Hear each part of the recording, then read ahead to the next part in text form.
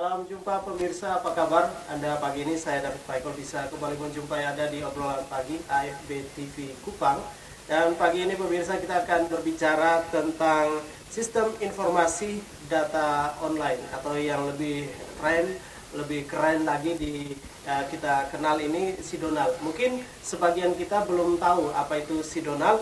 Nah, pagi ini kita akan berbicara tentang Sidonal menyatukan UMKM bersama dengan Kepala Seksi Fasilitasi Usaha Koperasi dan UKM ada Dinas Koperasi Nakar Trans Provinsi Nusa Tenggara Timur, ada Bapak Hendrik Riwu yang ada di studio pagi ini. Selamat pagi Pak. Selamat pagi.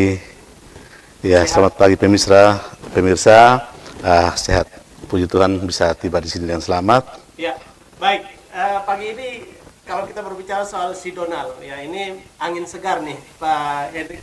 Tapi sebelum kita masuk ke Sidonal, tentunya ini perjalanan sampai tercetus Sidonal ini sendiri mungkin bisa digambarkan sedikit Pak Hendrik.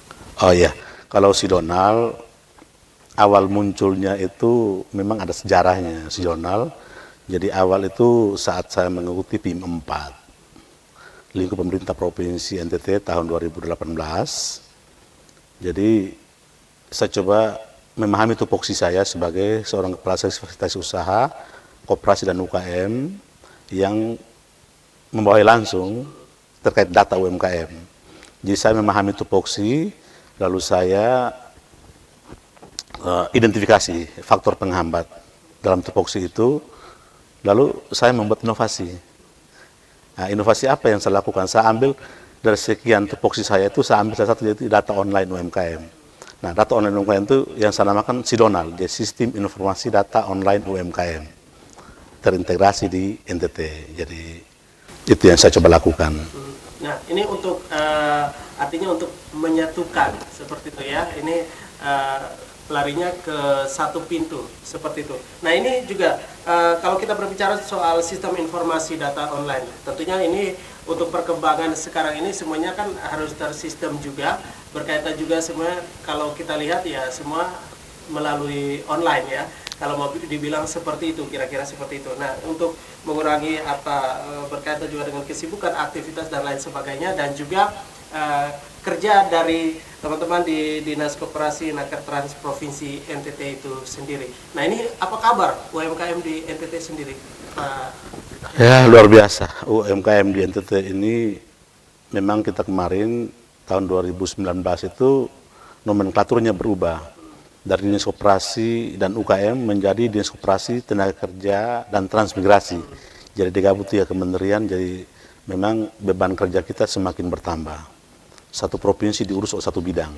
Jadi memang sangat tinggi aktivitas kita, tapi itu persoalan karena kita memang sekarang sesuai dengan era digital saat ini tidak perlu lagi kita seperti zaman dulu bahwa harus kita pergi, sehingga kita harus dengan online seperti ini kita sudah memangkas beberapa kegiatan yang seharusnya kita turun ke kabupaten untuk mengambil data dan segala macam. Sekarang tidak perlu lagi kita turun ke kabupaten kota untuk mengambil data.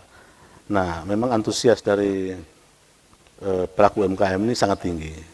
Walaupun usia Sidonal ini baru launching Bapak Gubernur pada tanggal 14 November 2019 di Lipo Plaza saat Sunda Kecil Expo itu, yang sekarang sudah mau 200-an mereka mendaftar sendiri tanpa kita melakukan pelatihan terhadap mereka.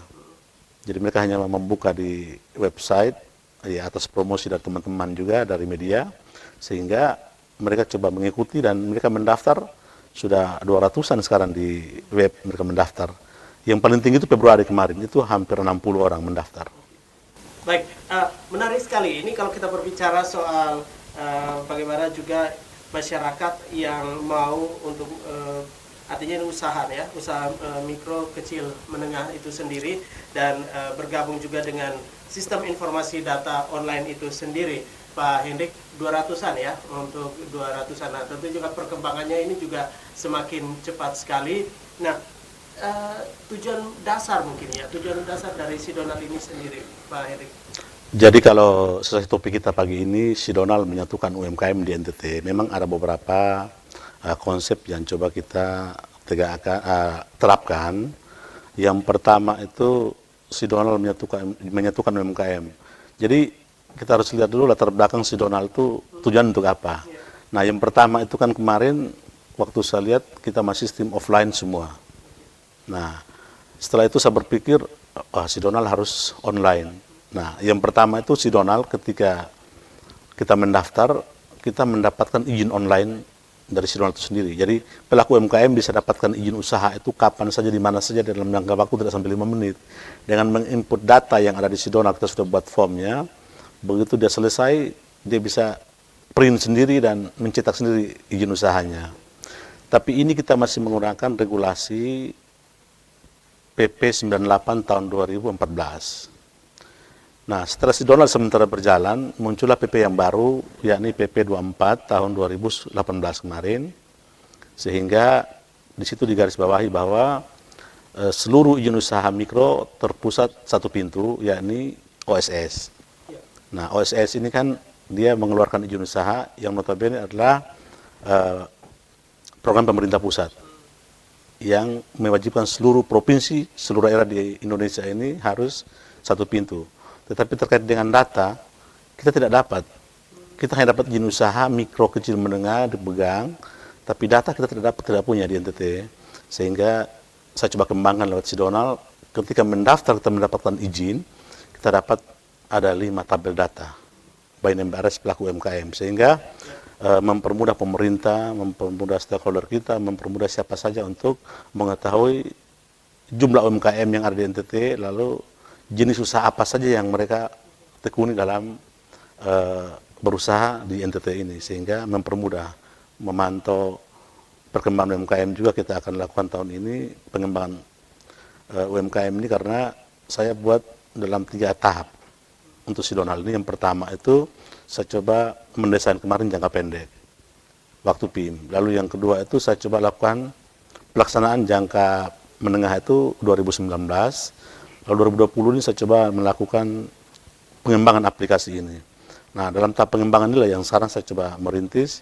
Yang pertama, pelaku UMKM ini sudah wajib masuk. Yang kedua, mereka harus melaporkan keuangan UMKM-nya secara online, sehingga mereka bisa mendapatkan yang namanya pinjaman online juga lewat si Donald.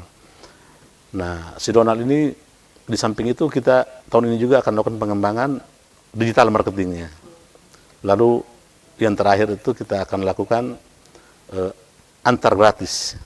Jadi si Donald antar gratis. Karena kita punya aplikasi pemerintah provinsi, jadi kita coba lakukan si Donald antar gratis. Nanti teknisnya nanti baru diatur dengan pemerintah provinsi seperti apa membantu para UMKM yang ada di 20 kabupaten kota ini supaya produk-produk mereka itu bisa mereka promosi secara online dan kita antar online secara gratis. Oke, jadi ini ceritanya ini memfasilitasi ya? Memfasilitasi, karena memang saya kepala seksi fasilitasi. Nah, tentunya juga di saat si Donald ini, tentunya kalau berkembang sekarang ini tentu juga membutuhkan yang namanya pendampingan, Pak Hendrik. Nah, ini juga untuk pelaku-pelaku usaha itu sendiri, ya tidak semudah mungkin ya membalikan telapak tangan untuk memberikan edukasi kepada pelaku usaha itu sendiri. Nah, ini kerja keras dari Pak Hendrik dan teman-teman seperti apa? Terkait dengan pendampingan, memang kemarin saya sudah coba konsultasi dengan pemerintah provinsi maupun dengan Kadis Koperasi dan teman-teman semua. Serta Biro Hukum, kemarin disarankan kita membuat satu pergub untuk memperkuat si Donald. Jadi dia harus ada peraturan gubernurnya. Dan sekarang saya sementara buat satu buah rancangan peraturan gubernur untuk pelaku UMKM di Desa Moreal PKK, namanya pemberdayaan UMKM di Desa Moreal PKK. Jadi kita mulai produksi dari desa. Jadi si Donald itu adalah aplikasi menunjang NTT Bangkit. Lalu untuk menjawab NTT Sejahtera kita buat yang namanya Pergub Pemberdayaan UMKM dari Desa Moreal PKK. Nah, kita dalam Pergub ini kita coba seolah-olah memaksa secara berkelompok masyarakat di desa itu harus produksi. Karena dalam Pergub itu kita coba menciptakan pasar untuk mereka bisa secara otomatis produk yang diproduksi oleh pelaku UMKM di desa itu tidak mubazir, tapi sudah ada yang nanti membeli, ini di Kranasda. Ya, jadi kerjanya Desa Mulia PKK, di Karanasda dan pihak hotel-hotel sebagai cenderamata hotel. Baik, ini menarik sekali berkaitan dengan bagaimana juga memberdayakan masyarakat di desa ya, dari desa untuk bagaimana juga memperkenalkan akan kebudayaan. Tentunya ini jatuhnya ke sana juga, tetapi di sisi lain juga untuk meningkatkan kesejahteraan ekonomi masyarakat itu sendiri, Pak Hendrik, berkaitan dengan UMKM ini sendiri. Dan tadi sudah disinggung juga ini untuk pangsa pasarnya ini sudah ada. Nah, berkaitan juga dengan kinerja juga dari Pak Gubernur dan Wakil Gubernur, ini NTT Bangkit menuju masyarakat sejahtera. Dari sisi UMKM-nya, nanti jangan dijawab dulu. Kita break sebentar untuk Anda pemirsa, tetap bersama kami di obrolan pagi. Kami segera kembali.